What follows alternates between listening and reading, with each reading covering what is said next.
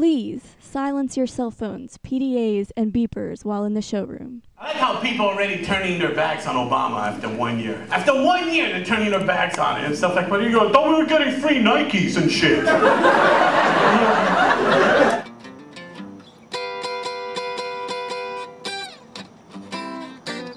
Well, it's a lot like the first time that I actually had sex. Hear me out. At first, it's a little awkward. And we both start getting into it. And then you won't be able to stop laughing at me. Just like the first time I had sex, right? Except they gave me 8 minutes to be up here on stage, so after the first 2, your guess is as good as mine.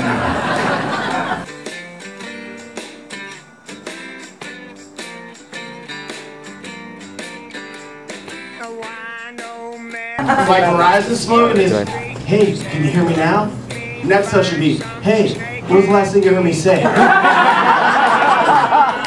suck, they're awful.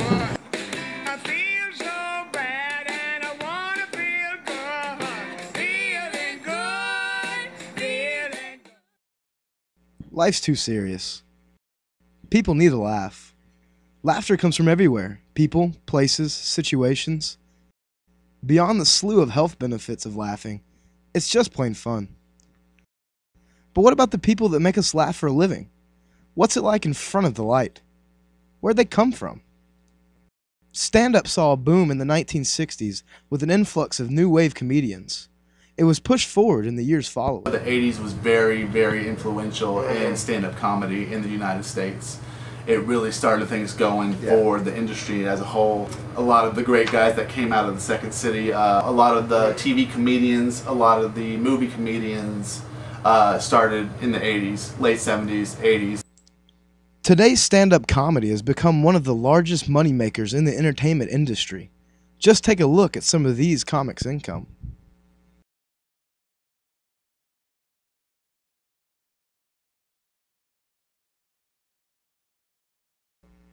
But a comic doesn't go straight to the arena or even the main stage. The money must be earned. So how does one secure the elusive big break? The process involves navigating a widely acknowledged hierarchy.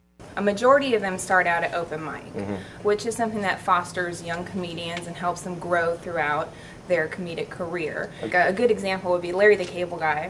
Before he was Larry the Cable Guy, he was Dan Whitney, and he used to perform at open mic in our Tampa location.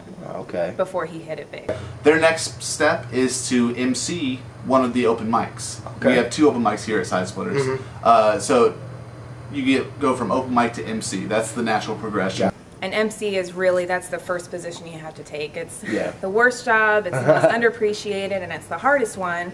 But if you can master it, that will take you where you need to be. No two comics take the same route.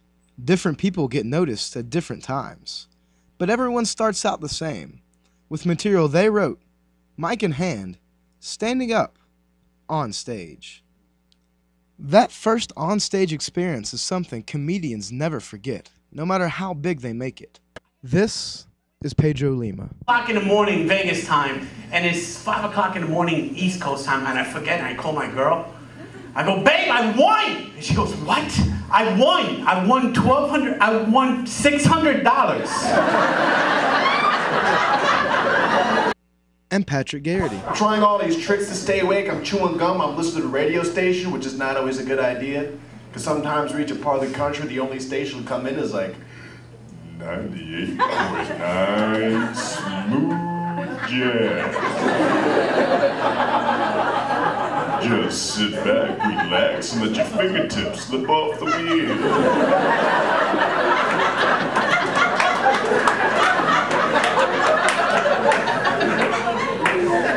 God, Smooth Jazz is like kryptonite. This is horrible. I was horrified the first time, but I don't know.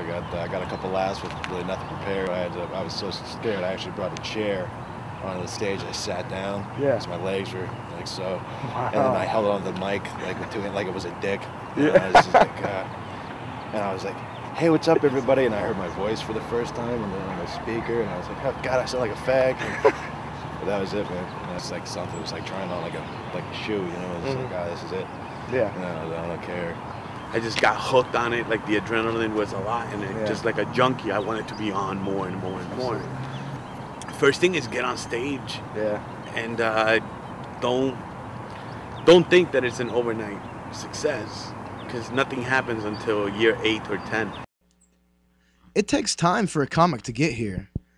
Through those years, they continually develop their material and act. What the audience sees as smooth and natural, the comic sees from the ground up. Comics spend countless hours polishing bits before they're stage-worthy. Some bits take 3 weeks to 3 months to get polished to the point where you want them. And you have to do it. You have to know. Like for me, at least, I have to know my bit all the way to the point. Like every facial expression, every eyebrow raise, every little mannerism. Like I'm constantly going over stuff and revising it, writing. The people are going to be drawn to you, not to a cheap imitation of, say, Rodney Dangerfield, say Chris Farley, whatever. I mean, sure, that might work. But to a certain extent, they'll be like, well, this guy's just like this other guy. I wouldn't want to be like, that's the guy that's like such and such. I want to be the comic that's such and such. Like everybody's naturally funny, so it's not basketball or anything like that. Just because you get on stage, you're gonna get better. I mean, you gotta have at least some sort of talent. You know what I mean? You gotta have some natural comedic timing for it. Poise, originality, and timing all affect how jokes are presented.